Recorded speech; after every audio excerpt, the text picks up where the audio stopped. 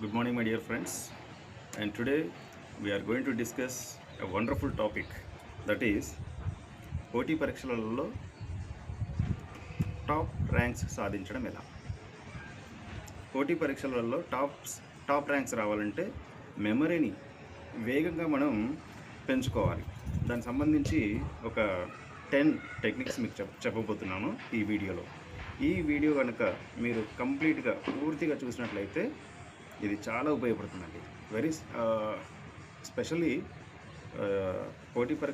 అన్ని రకాల పోటీ పరీక్షల అభ్యర్థులు లైక్ టెట్, డిఎస్సి అభ్యర్థులందరూ కూడా ఈ వీడియో చూడండి, లైక్ చేయండి, సబ్స్క్రైబ్ చేసుకోండి ఫర్ మోర్ వీడియోస్.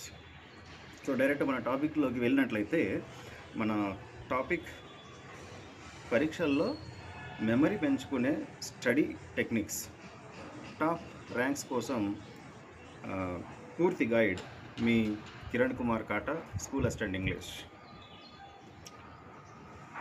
అభ్యర్థులందరూ గమనించాల్సిన ఒక ముఖ్యమైన విషయం ఏమిటంటే, ప్రతి ఒక్క అభ్యర్థి పోటీ పరీక్షలకి ప్రిపేర్ అవుతుంటారు. అందరూ చదువుతుంటారు, రకరకాల పుస్తకాలు కొనుక్కొని చదివి కొన్నిసార్లు అవి గుర్తుండవు. సో పరీక్షలలో మంచి మార్కులు రావాలంటే కేవలం చదవడం సరిపోదండి. చదివినది మనం గుర్తుంచుకోవడం చాలా ముఖ్యమైనది. It's very important to remember what ever you have studied. చాలామంది అభ్యర్థులు చదివిన వెంటనే మర్చిపోతుంటారు అని బాధపడుతుంటారు. అలాంటి వారికి ఈ పరీక్షలలో మెమరీ పెంచుకునే స్టడీ టెక్నిక్స్ చాలా ఉపయోగపడతాయి. సో ఈ వీడియో కనుక మీరు కంప్లీట్గా చూసినట్లయితే చదివింది ఎక్కువ రోజులు గుర్తుంటుంది. రెండవది, మీ యొక్క రివిజన్ టైం అనేది తగ్గుతుంది. మూడవది, పరీక్షలలో మీరు టాప్ ర్యాంక్ సాధిస్తారు. ఫైనల్గా మీరు మీ జీవితంలో ఒక గవర్నమెంట్ జాబ్ని కైవసం చేసుకుంటారు. ఇప్పుడు మన క్వశ్చన్ ఏంటిదంటే, మెమరీ ఎందుకు తగ్గుతుంది, మనం చదివినది ఎందుకు గుర్తుండట్లేదు లాంగ్ టర్మ్ వరకు? ఒకటి, ఎక్కువ మోతాదులో చదవడం, ఒకేసారి ఎక్కువ మోతాదులో చదవడం. రెండవది, మొబైల్ డిస్ట్రాక్షన్. మూడవది, రివిజన్ చేయకపోవడం. నాలుగవది, నిద్ర సరిగా లేకపోవడం. ఐదవది, స్ట్రెస్గా ఫీల్ అవ్వడం. ఈ రకరకాల కారణాల వల్ల మన మెమరీ అనేది చాలా వరకు తగ్గుతూ ఉంటుంది. ఈ సమస్యలను దాటుకోవడానికి ఇప్పుడు పోటీ పరీక్షలలో మెమరీ పెంచుకునే స్టడీ టెక్నిక్స్ గురించి చూద్దాం. ఫస్ట్ టెక్నిక్ అండి, మనం ఆల్రెడీ చదువుతూ ఉన్నాం, no problem, no issue about that.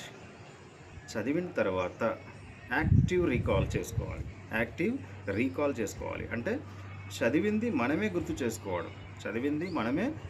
చేసుకోవడం. ఇక్కడ యాక్టివ్ రీకాల్ అంటే ఏమిటి? యాక్టివ్ రీకాల్ అంటే పుస్తకం చూస్తూ చదవడం కాదండి. యాక్టివ్ రీకాల్ అంటే పుస్తకం చూస్తూ చదవడం కాదు. Absolutely wrong.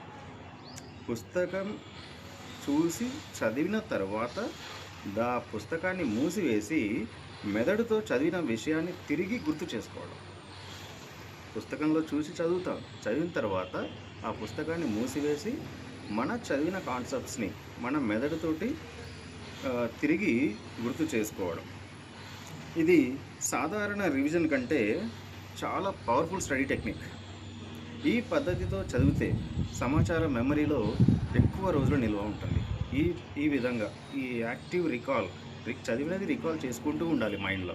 అలా చేసుకున్నప్పుడు ఏమవుతుందంటే, మీరు చదివినది చాలా రోజుల వరకు మీ మైండ్లో నిల్వ ఉంటుంది.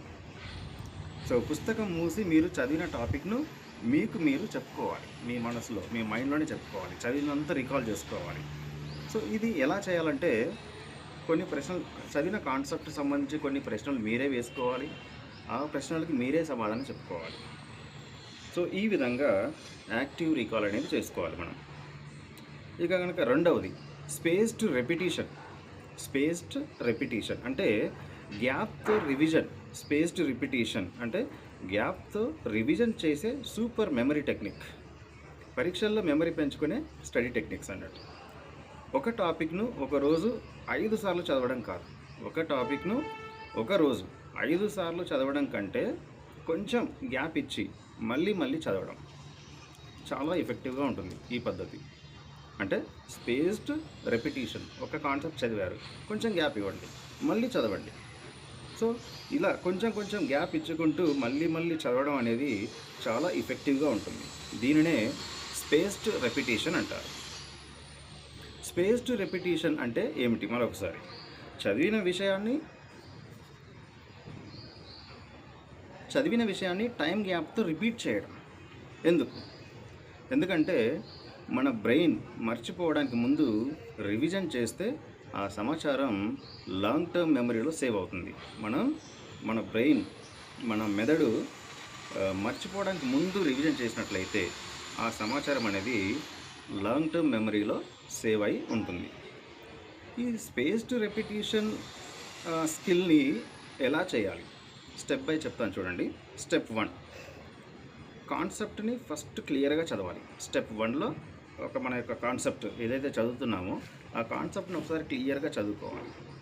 రెండవదిగా సేమ్ డే క్విక్ రివిజన్. అదే రోజు మళ్ళీ రివిజన్ చేసుకోవాలి. 5 minutes షార్ట్ రివిజన్. మీ చదివిన కాన్సెప్ట్ని ఒక 5 నిమిషాల వరకు దాన్ని మీరు రివిజన్ చేసుకోవాలి. ఇక మూడవది ప్లాన్డ్ రివిజన్. టైం టేబుల్లో రివిజన్ డేట్స్ పెట్టుకోండి. ఒక డైరీ తీసుకొని ఈ పలానా రోజు డే 1లో ఫస్ట్ రీడింగ్ చేస్తాం మీరు, ఫస్ట్ లెర్నింగ్. ఒక 2 or 3 days తర్వాత దాన్ని మీ చదివిన కాన్సెప్ట్ని మళ్ళీ రివిజన్ చేసుకోండి. సో ఈ విధంగా చదివిన కాన్సెప్ట్ని ఒక మంత్లో 30 daysలో ఒకరోజు లెర్నింగ్ కాన్సెప్ట్ నేర్చుకున్నారు. ఆ కాన్సెప్ట్ని మళ్ళీ 2 days తర్వాత లేదా 3 days తర్వాత ఆ కాన్సెప్ట్ని మీరు మళ్ళీ రివైజ్ చేసుకోవాలి. సో ఈ విధంగా చదువుకుంటూ వెళ్తుంటే ఈ ఎగ్జామ్స్ వరకు గుర్తుంటుందండి. ఈ మెథడ్తో చదివింది ఎగ్జామ్స్ వరకు గుర్తుంటుంది. మీరు చూసిన ప్రతి ఒక్క క్వశ్చన్కి మీరు ఆన్సర్ చేయగలరు. ఒకేసారి 5 సార్లు చదవడం కంటే day 1, day 2 or day 7, day 15 revision చేసుకోండి. ఇలా ఇది పరీక్షలలో మెమరీ పెంచుకునే స్టడీ టెక్నిక్స్లో బెస్ట్ పద్ధతి. ఇక మూడవదిగా పోమోడోరో టెక్నిక్. ఈ పోమోడోరో టెక్నిక్ అనేది ఎలా చేయాలి? ఇటలీ దేశస్థుడైన ఫ్రాన్సిస్కో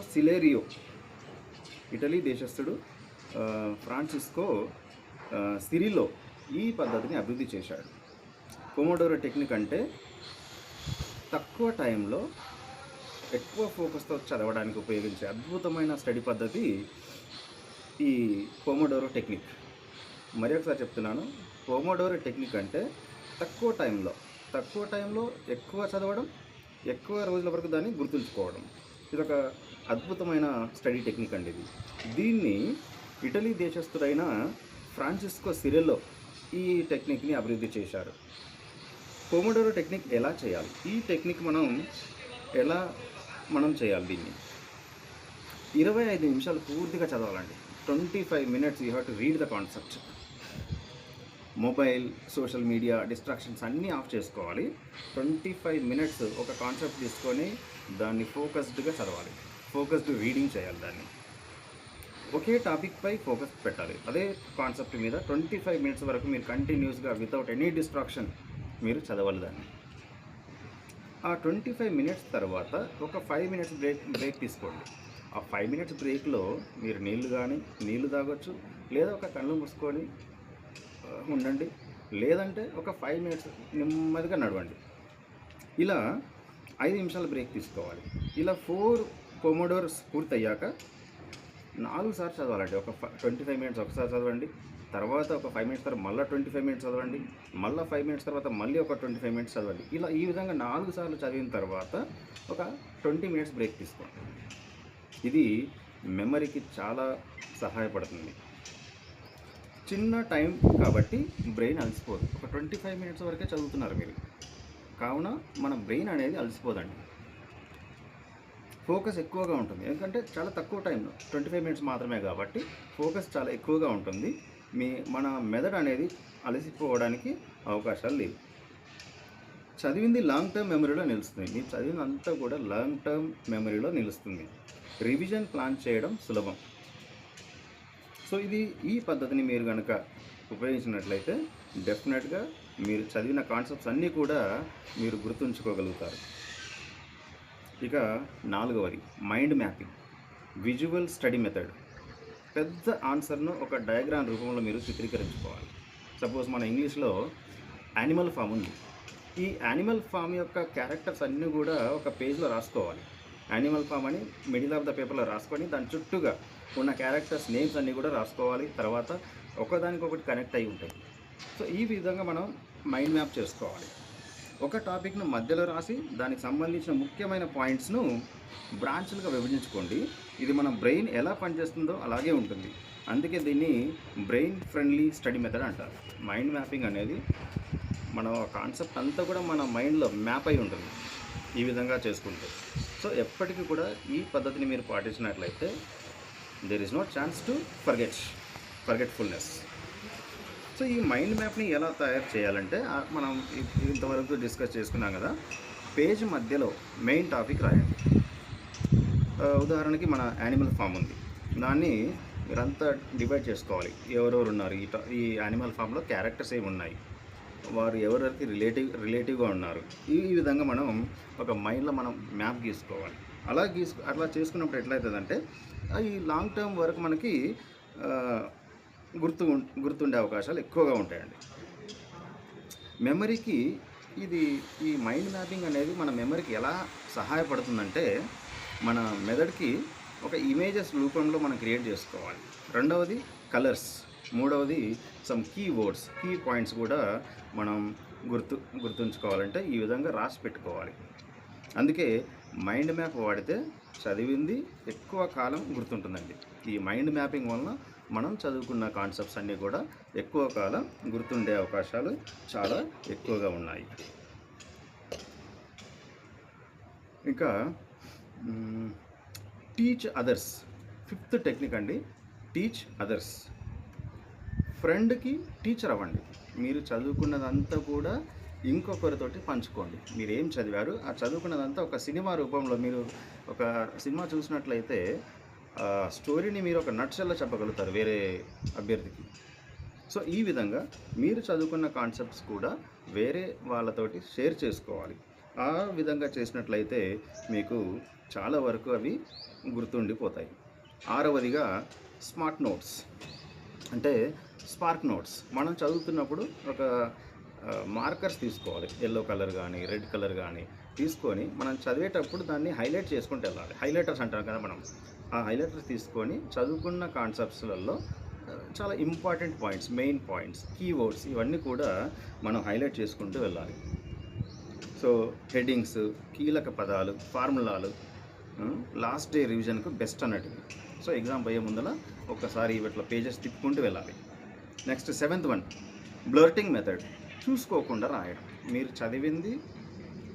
చదివిన తర్వాత బుక్ క్లోజ్ చేసుకొని మీరు చదివిన కాన్సెప్ట్స్ని ఒక నోట్బుక్లో రాసుకునే విధంగా చేసుకోవాలి. Next good sleep. మెమరీకి ఈ గుడ్ స్లీప్ అనేది ఒక పవర్ హౌస్ లాంటిది. సో స్లీప్ కూడా చాలా అవసరం అండి. చాలామంది hours and hours, 10 hours 12 hours చదువుతారండి డేలో. అది ఎంతవరకు సమంజసం అనేది నాకు అర్థం కావట్లేదు. In a day 6 to 7 hours చదవాలి చాలు. ఒక 6 గంటల నుండి 7 గంటలు చదివితే చాలు. సో 7 గంటల నుండి 8 గంటల నిద్ర కావాలి మనకి. నిద్రలో బ్రెయిన్ చదివింది సేవ్ చేస్తుంది. Healthy food for brain. మంచి ఆహారపు అలవాట్లు చేసుకోవాలి. 10వది డిజిటల్ డిటాక్స్ వైల్ స్టడీయింగ్. చదివేటప్పుడు మొబైల్ని దూరంగా పెట్టండి. ఈ మల్టీమీడియా అంతా కూడా దూరంగా పెట్టాలి. మీ యొక్క జీవితం అనేది బుక్స్ తోటి ఫ్రెండ్ కావాలి. బుక్ తోటి మీరు ఎక్కువ సమయం బుక్స్ తోటి కేటాయించాలి. చదివింది ఎక్కువ రోజులు గుర్తుండాలంటే డైలీ రివిజన్ ప్లాన్ చేసుకోవాలి. చదివింది ఇవాళ చదివిన అనుకోండి, ఒక 2-3 days తర్వాత దాన్ని మళ్ళీ మీరు రివిజన్ చేసుకున్నట్లయితే చాలా వరకు గుర్తుండే అవకాశాలు ఉంటాయి. సో ఈ విధంగా మన అన్ని పోటీ పరీక్షలకు ప్రిపేర్ అయ్యే అభ్యర్థులందరికీ నా యొక్క విన్నపం ఏంటంటే చదవండి. చదివిన తర్వాత రివిజన్ చేయండి. చదవడం అనేది అందరూ చదువుతారండి, కానీ ఎవరైతే చదివింది గుర్తు చేసుకొని ఆ ఎగ్జామ్ రోజు కరెక్ట్ ఆన్సర్లు పెట్టేవారే జాబ్ని కైవసం చేసుకుంటారు. So my dear friends, so please watch this video till the end. Share this video among your పోటీ పరీక్షల అభ్యర్థులందరికీ షేర్ చేయండి. So once again me Kiran Kumar kata, school assistant English. Thank you and all.